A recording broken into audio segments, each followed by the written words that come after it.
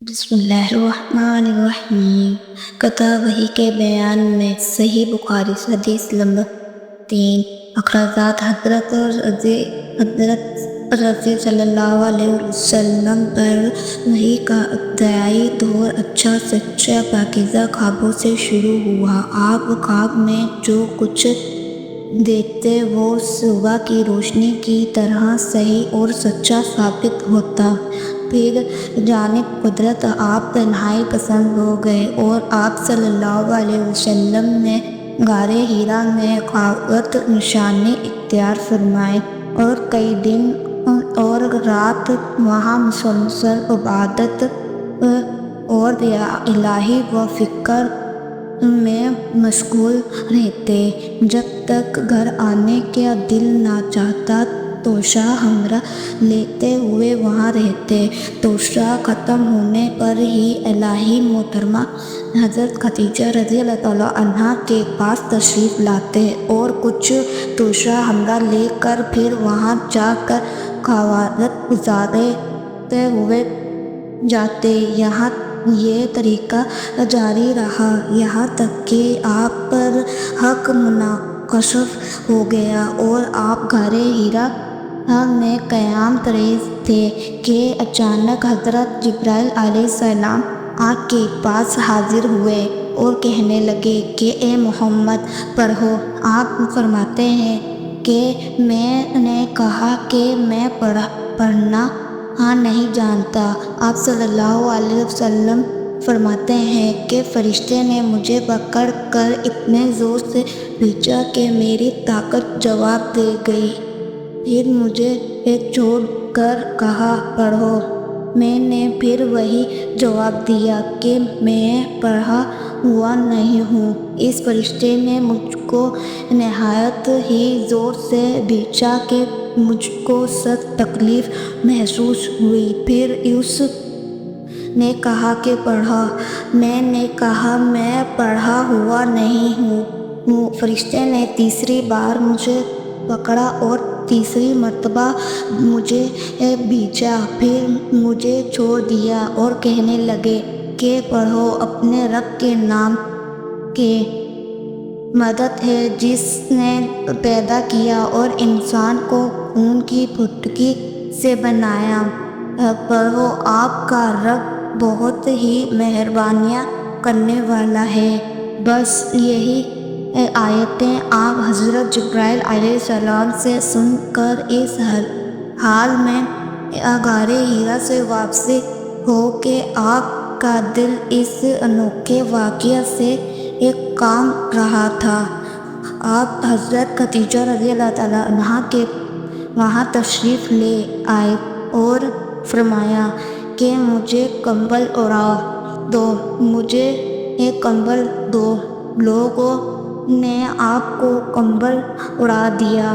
جب آپ کو ڈر جاتا آپ نے اپنی زوجہ محترمہ حضرت خدیجہ رضی اللہ عنہا کو تفصیل کے ساتھ یہ واقعہ سنایا اور فرمانے لگے کہ مجھ کو آپ اپنی جان کا خوف ہو گیا ہے۔ آپ کا اہل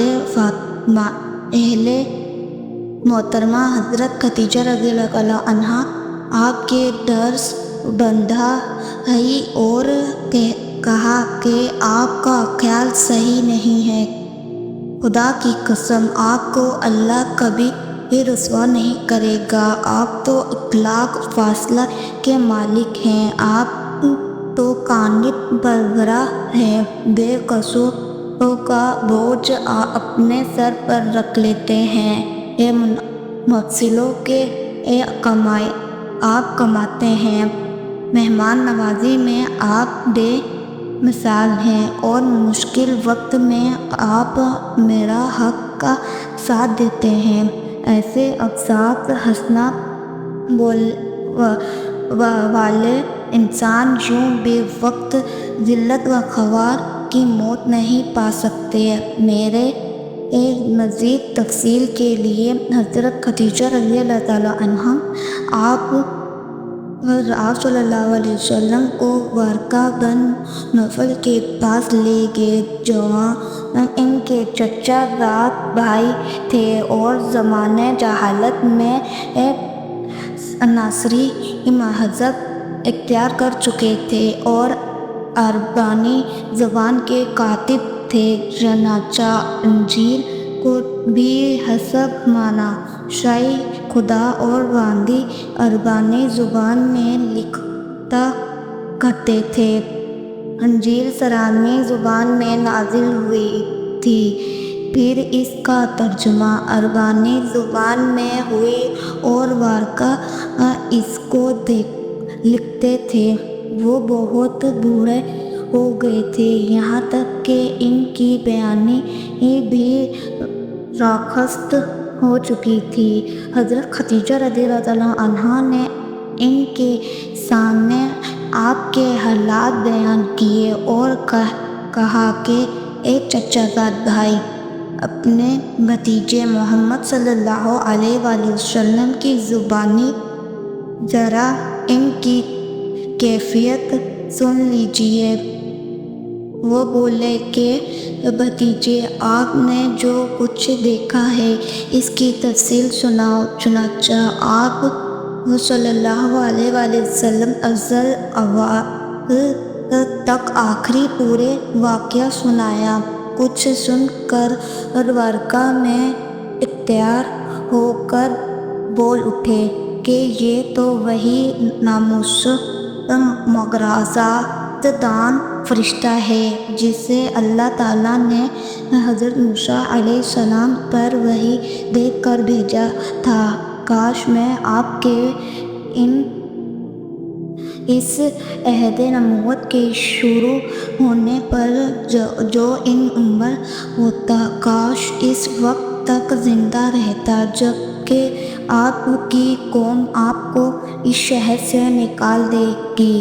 رسول کریم صلی اللہ علیہ وآلہ وسلم نے یہ سن کر تعجب سے پوچھا کہ وہ لوگ مجھ کو نکال دیں گے، حالانکہ میں تو ان میں سعد و امن مقبول ہوں۔ ورقہ بولا، وہاں یہ سب کچھ سچا ہے، مگر جو شخص بھی آپ کی طرح امر حق لے کر آیا، لوگ اس کے دشمن ہی ہوں گے۔ اگر مجھے آپ کی نبوت کا وہ زمانہ مل جائے تو میں آپ کی پوری مدد کروں گا۔ مگر ورقہ کچھ دنوں کے بعد انتقال کر گئے۔ پھر کچھ عرصے تک وحی کی آمد موقوف رہی۔